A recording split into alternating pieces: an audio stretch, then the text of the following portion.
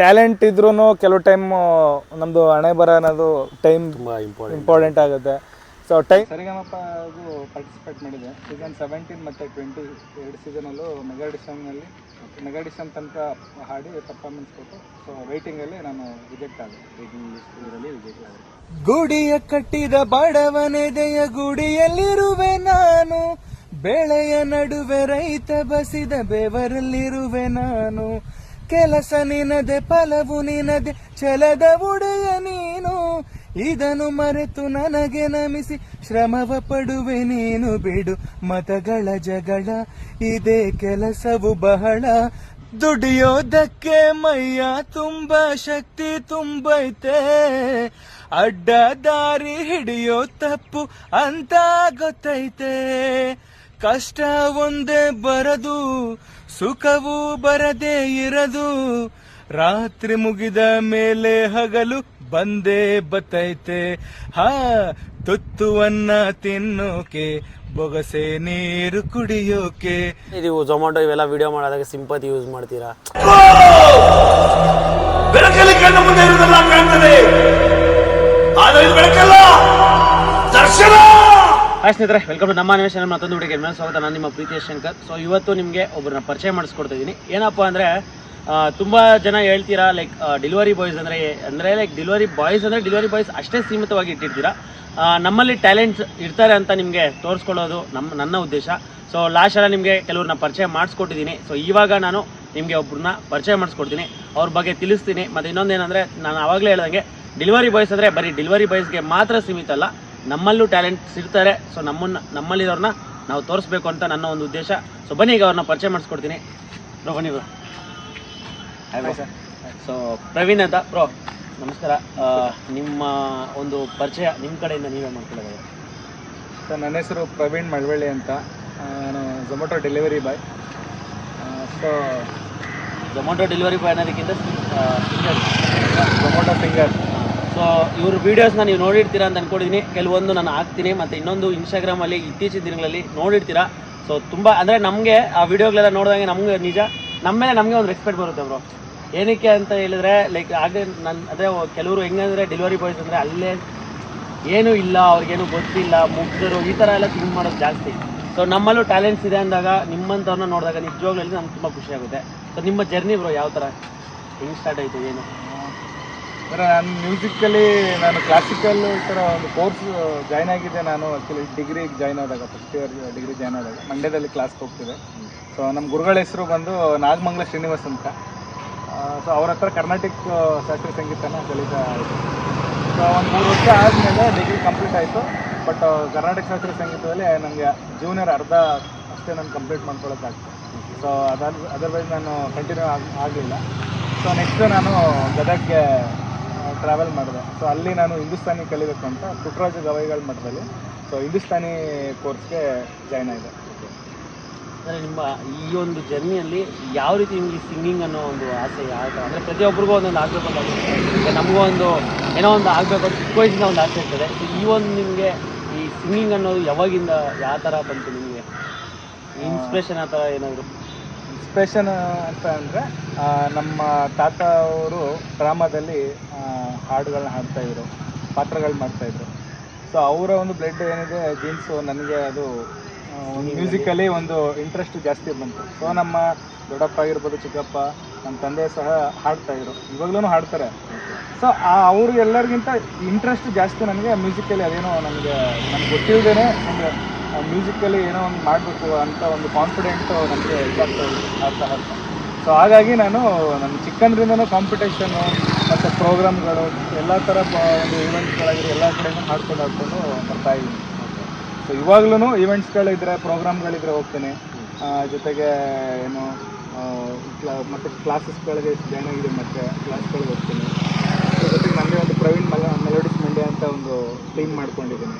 So ಅದರಲ್ಲೂ ನಾನು ನನ್ನ ಓನ್ ಈವೆಂಟ್ಗಳು ಮಾಡ್ತೀನಿ, ಮತ್ತು ಬೇರೆಯವರು ಈವೆಂಟ್ ಹೇಳಿದ್ರೆ ಈವೆಂಟ್ಗೆ ಹೋಗ್ತೀನಿ. ಮತ್ತು ರೆಕಾರ್ಡಿಂಗ್ಸ್ಗಳು, ಕೋರಸ್ಸು, ಬ್ಯಾಕ್ಗ್ರೌಂಡು ಈ ಥರ ಟ್ರ್ಯಾಕ್ಗಳು ಹಾಡೋದಕ್ಕೆ ಸೊ ಹೋಗ್ತೀನಿ. ನಿಮ್ಮ ಅಂದರೆ ನಿಮ್ಮ ಸ್ವಂತ ಊರು?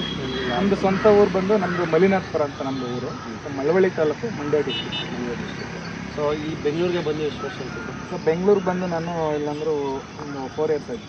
ಓಕೆ, ಆಗಲೇ ನೀವು ಹೇಳ್ದಂಗೆ ಎಜುಕೇಷನು ಬಿ ಎ ಕಂಪ್ಲೀಟ್ ಮಾಡ್ಕೊಂಡಿದ್ದೀರಾ.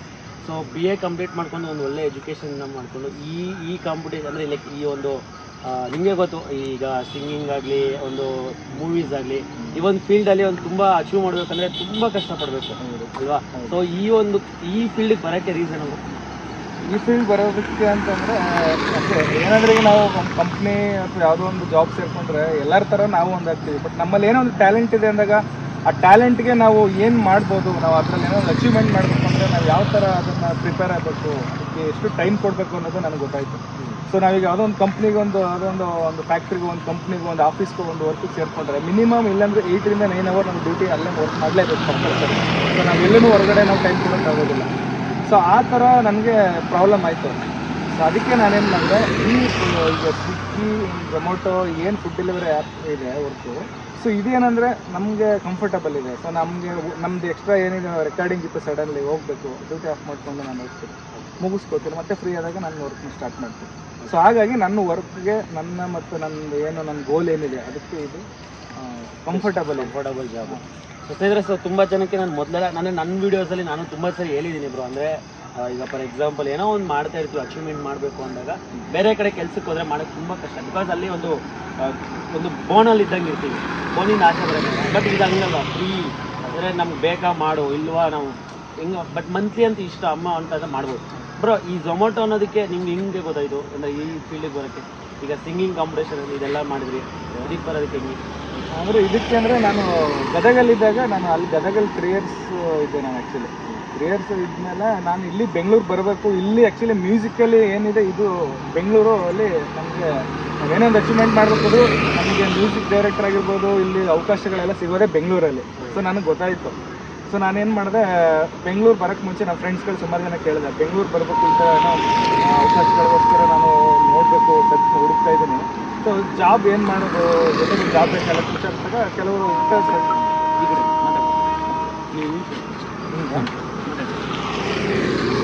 ಸೊ ಆಗ ನಮ್ಮ ಫ್ರೆಂಡ್ಸ್ಗಳು ಕೆಲವು ಸಜೆಷನ್ ಕೊಟ್ಟರು. ಸೊ ಈ ಥರ ಡೆಲಿವರಿ ಮತ್ತು ಪಿಕಪ್ ಡ್ರಾಪು ಏನಿದೆ, ರ್ಯಾಪಿಡೋ ಮತ್ತು ಈ ಝೊಮೊಟೊ ಮತ್ತು ಸ್ವಿಗ್ಗಿ, ಈ ಥರ ಸುಮಾರು ಆ್ಯಪ್ಗಳಿದೆ.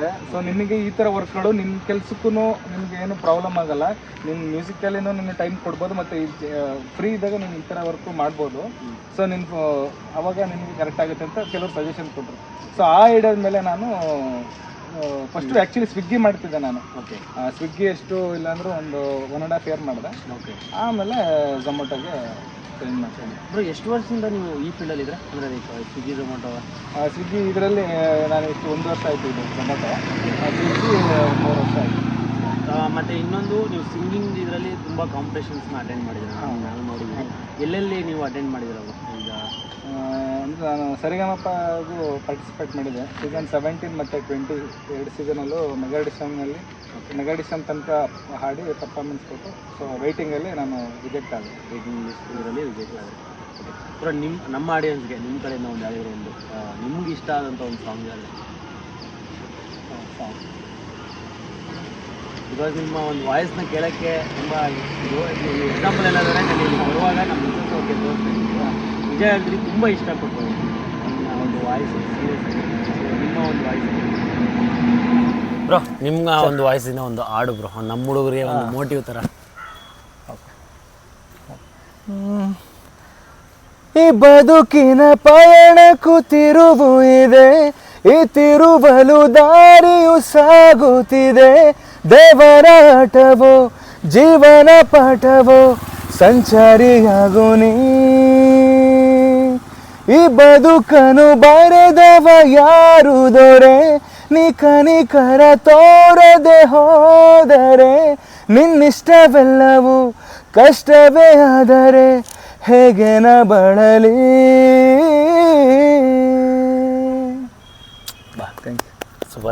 ತುಂಬ ಚೆನ್ನಾಗಿದೆ ನೋಡಿ, ಕ್ಲಾಪ್ಸ್ ಅಲ್ಲಿ ಹೊಡಿತಿದ್ದಾರೆ. ಸೊ ಚೆನ್ನಾಗಿದೆ ಬ್ರೋ.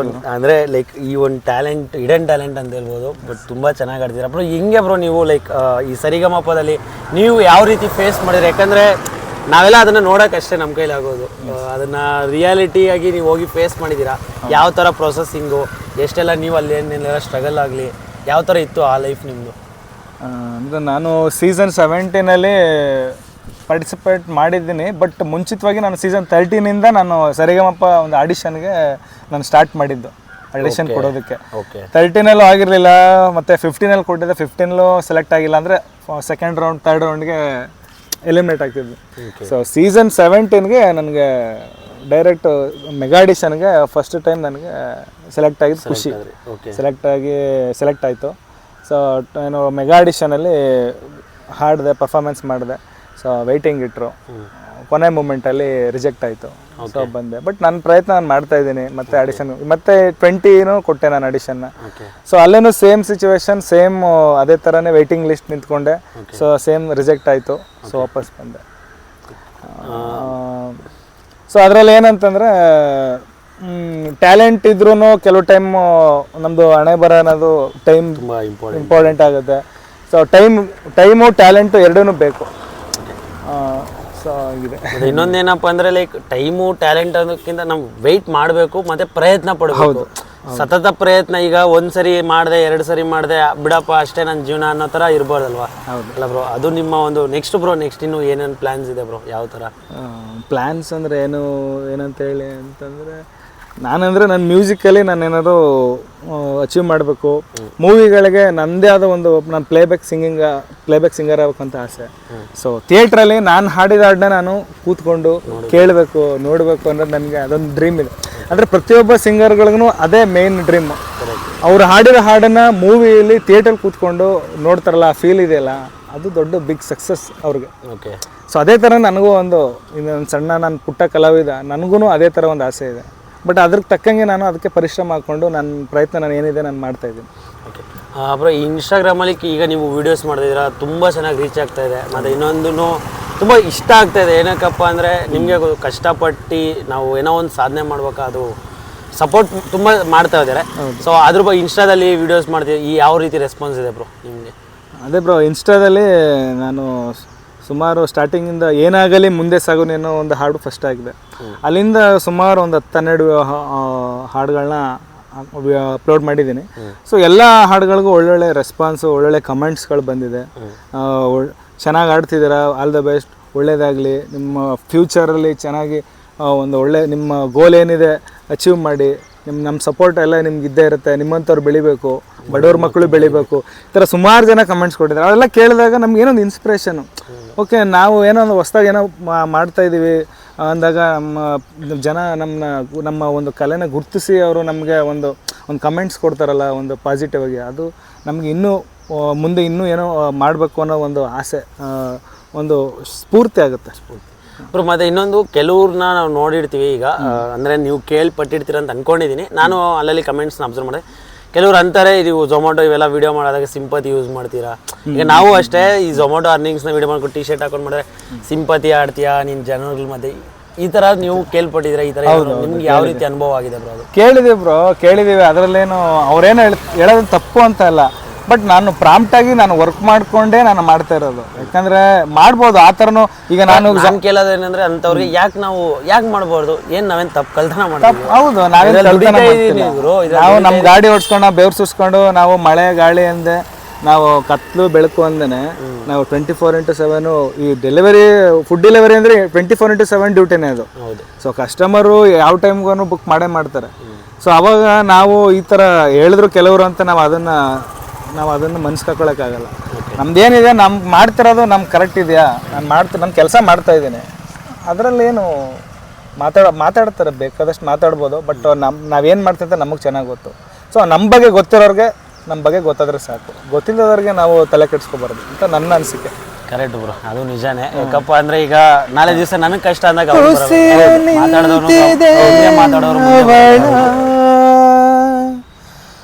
ಉಸಿರು ಗಟ್ಟಿದೆ ಇವನ